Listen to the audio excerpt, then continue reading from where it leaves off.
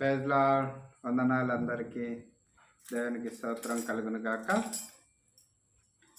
జీవనదిని నా హృదయములో ప్రవలింపచేయుమయ్యా. జీవనదిని నా హృదయములో ప్రవలింపచేయుమయ్యా.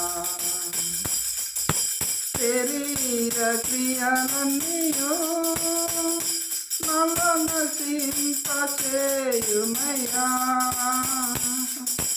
శరీర క్రియలన్నీయో నన్ను నశింపచేయుమయ్యా. జీవనదిని నా హృదయములో ప్రవలింపచేయుమయ్యా. హల్లెలూయా. ప్రియమైన దేవుని బిడ్డలారా, పరిశుద్ధ గ్రంథంలో మాటలను జ్ఞాపకం చేసుకుందాము. సామెతలు 22:1 22:1 నుంచి చదువుకుందాము.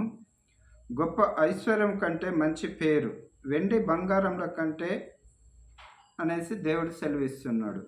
దయను ఓర్వతగినది. మరి ఇక్కడ దేవుడు సెలవిస్తున్న మాట ఏంటనంటే, ఈ పరిశుద్ధ గ్రంథంలో మాటను గొప్ప ఐశ్వర్యం కంటే మంచి పేరు. ఈ రోజులలో మంచి పేరు అనే టాపిక్ మీద మంచి పేరు కోసం కొద్దిసేపు సంభాషణ చేసుకుందాం. ప్రియమైన దేవుని బిడ్డలారా, ఆలోచన చేద్దాము. మంచి పేరు అంటే ఏంటి? మంచి పేరు అనేది ఎక్కడ ఉండాలి?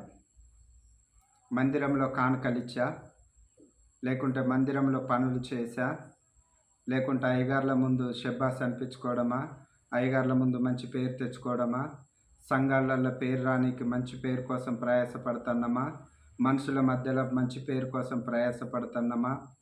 ఒకసారి ఆలోచన చేద్దాము. ఆ ప్రయాస దేని కొరకు?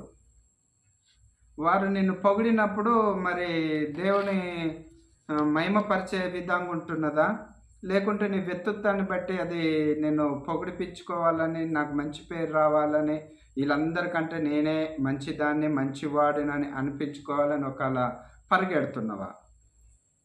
నీ ఆశయం ఏంటి? ప్రభు పేరట మనవి చేస్తున్నాను. మంచి పేరు అనగా గొప్ప ఐశ్వర్యం కంటే, ఎండి బంగారం కంటే మంచి పేరు. ప్రియమైన దేవుని బిడ్డలారా, ఒకసారి గమనించుదాము. సంఘములు ఉన్నంత వినయము, విధేయత, అక్కడున్న క్రమశిక్షణ మన ఇళ్ళకి వచ్చినాకుంటుందా?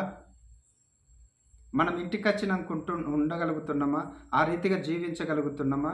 ఎంతో భక్తిగా సంఘములో ఎంతో వినయం, విధేయతతోటి ఎంతో చక్కగా మనం వాక్యం విన్నట్టు ఆలకిస్తూ ఉంటాం కదా, ఇట్లా తలకాయ ఊపుతాం కదా, అవునంటాం కదా, అయ్యగారు అడిగిన దానికి కూడా జవాబు చెప్తాం కదా, అవుననేసి ఎంతో నవ్వుకుంటా ఎంతో ఆనందకరంగా వాక్యం వింటాము.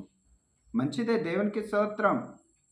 కానీ అదే ఆనందము, అదే సంతోషము, అదే మంచి పేరు నీ ఇంటికి వచ్చినాక నీ కుటుంబంలో ఉన్నదా? నీకు ఎవరైనా కావచ్చు. నువ్వు దేవుని బట్టి జీవించినట్టయితే ఉంటే మంచి పేరు కోసము దేవుని యందు ఆశపడు. ఒకవేళ మనుషుల పట్ల ఒకవేళ ఆశపడ్డట్టయితే ఉంటే, ప్రియమైన దేవుని బిడ్డలారా, ఒకసారి గమనించుదాము. మనుషులు ఈరోజు పొగడవచ్చు, రేపు వారే మనల్ని దూషించవచ్చు. అదే దేవుడైతే నేను దూషించాడు. నువ్వు ఏ స్థితిలో పడిపోయినా కూడా నిన్ను లేవనెత్తువాడైనే, నువ్వు ఏ పరిస్థితిలో దుఃఖపడుతున్నా కూడా ఓదార్పించువాడైనే, నీకు ఆదరణ కలుగచేయవాడు కూడా అయినే.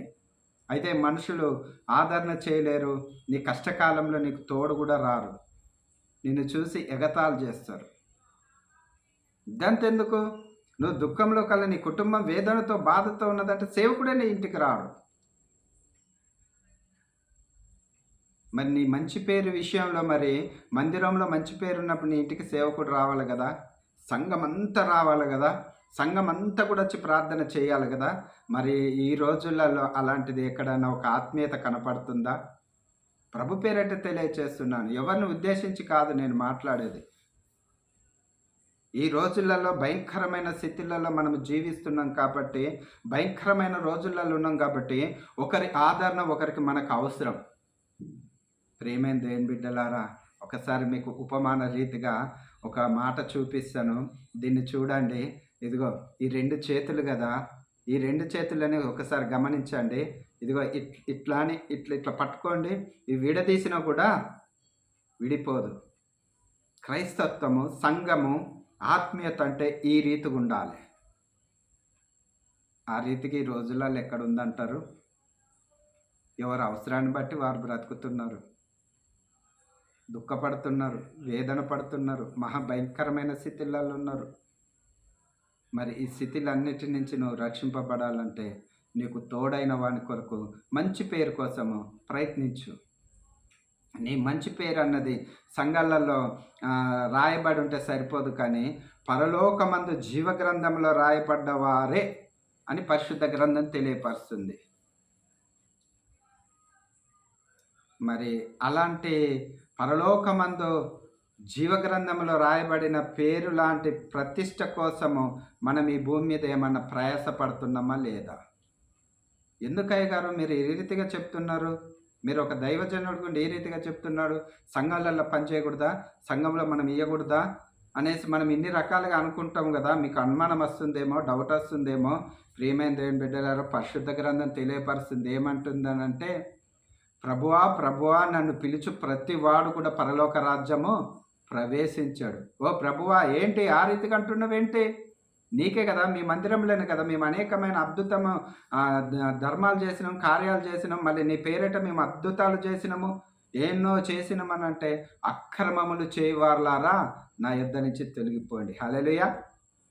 అవునా? అలాంటి స్థితి లేదంటారా? ఉంది కదా. ప్రియమైన దేవుని బిడ్డలారా, అందురించి మనం ఆలోచన చేద్దాము. ప్రభు పేరిట మీకు తెలియచేస్తున్నాను.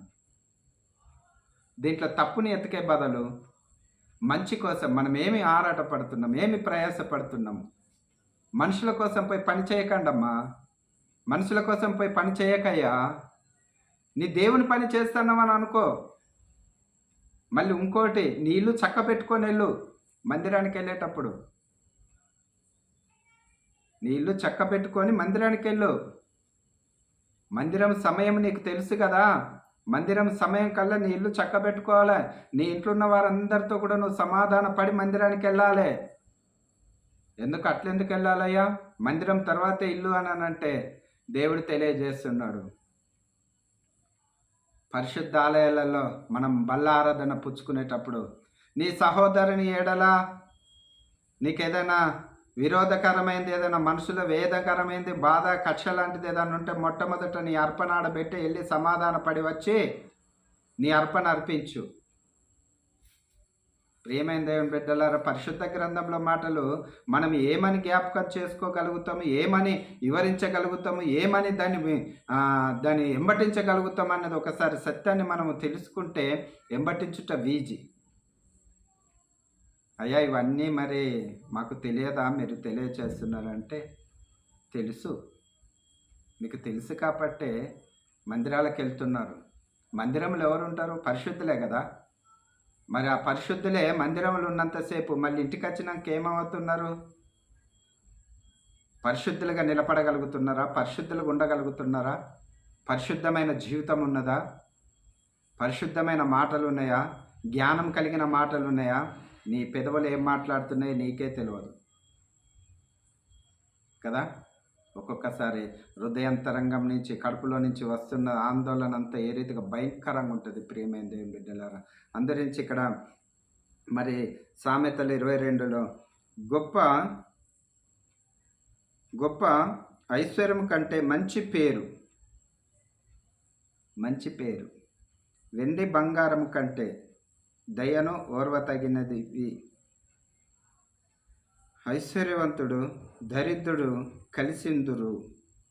ఐశ్వర్యవంతులు దరిద్రుడు కలిసి ఉంటారట.